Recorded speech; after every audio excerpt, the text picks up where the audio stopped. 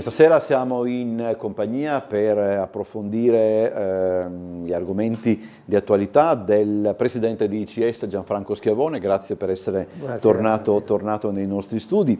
Allora, Presidente, il fenomeno delle migrazioni è un fenomeno che forse più di ogni altro è carsico, no? Se vogliamo, cioè se ne parla per un certo periodo di tempo, perché succedono delle cose, perché poi non se ne parla per un altro po' di tempo e poi riemerge, eccetera. Se da un lato, dal punto di vista della cronaca, questo è per certi aspetti giustificabile, perché la cronaca ha delle regole, diciamo, tutte sue, sì. Ma da un punto di vista sociale che tipo di riflessione può suggerire tutto ciò?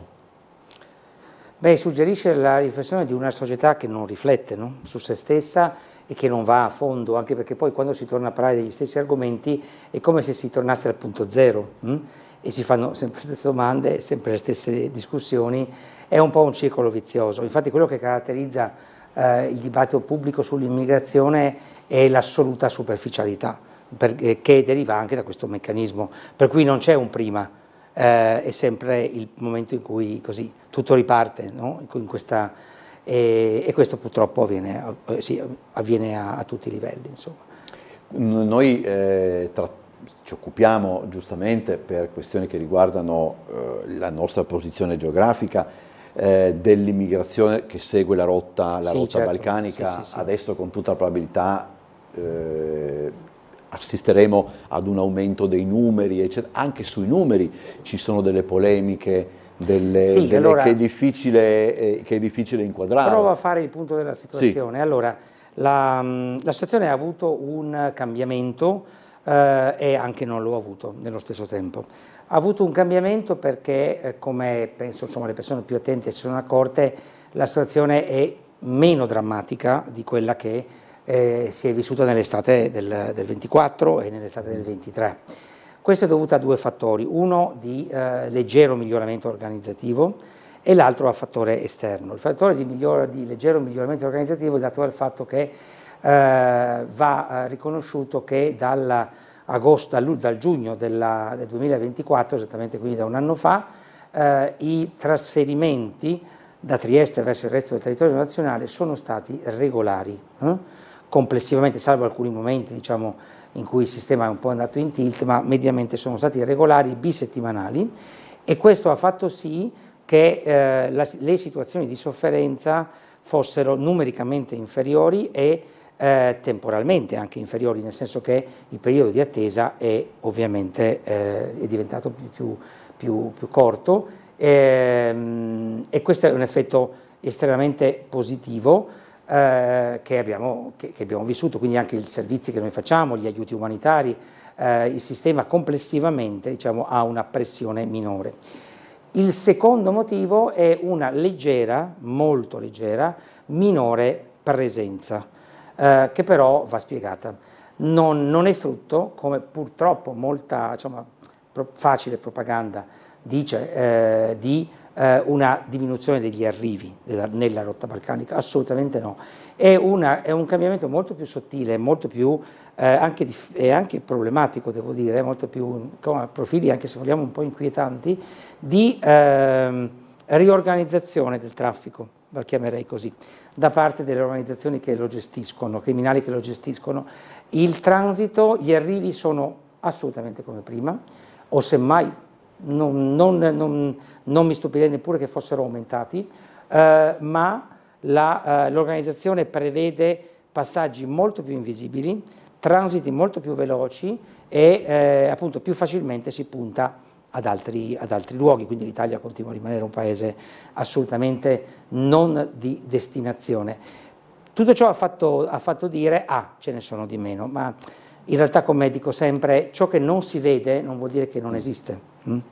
E quindi la questione dei controlli ai valichi appunto italo-sloveni non ha nessuna rilevanza, anzi devo dire fa quasi sorridere insomma, rispetto a collegare questo tema agli arrivi.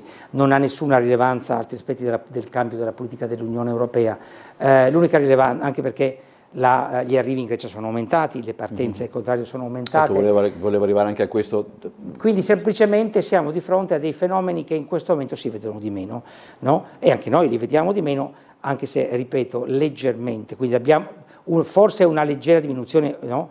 C'è stata, ma non lo posso neanche ben inquadrare, perché ciò che è certo è ciò che dicono tutte le ricerche sul campo, anche ricerche che noi stiamo conducendo a Trieste, quindi daremo prima possibile dei dati, ci dicono appunto che in realtà il meccanismo è diventato molto più così.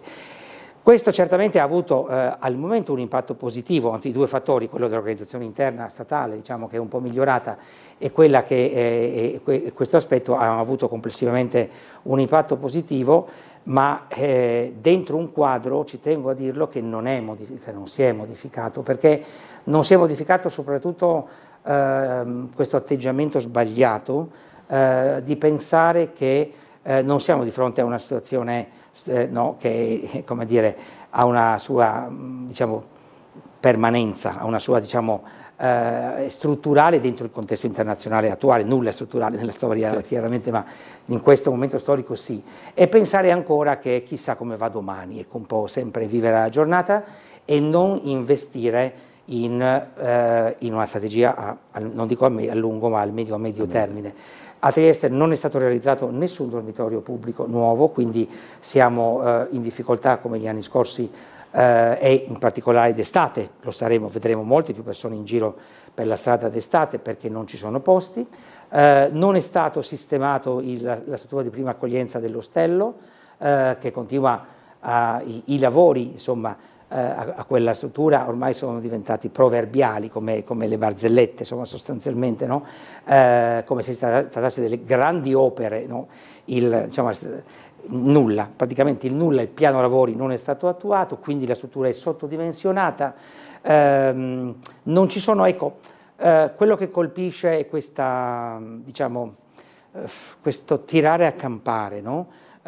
Diciamo di cui ho sempre parlato molte volte, questa inerzia istituzionale, questa diciamo miopia, che devo dire negli ultimi anni appunto ha raggiunto dei livelli sorprendenti. Quindi questo per spiegare perché appunto magari qualcuno potrebbe immaginare che c'è una maggiore consapevolezza, che c'è una maggiore capacità di gestione, ecco, mi sentirei di dire che purtroppo non è così. Le faccio ancora una domanda, abbiamo un minuto e mezzo. Per quella che è la sua percezione, la percezione di ICS, l'atteggiamento della pubblica opinione nei confronti del problema è mutato in qualche modo o anche in questo caso non trova grosse differenze? Non noto grosse differenze, nel senso che sempre c'è una forte polarizzazione, le persone che...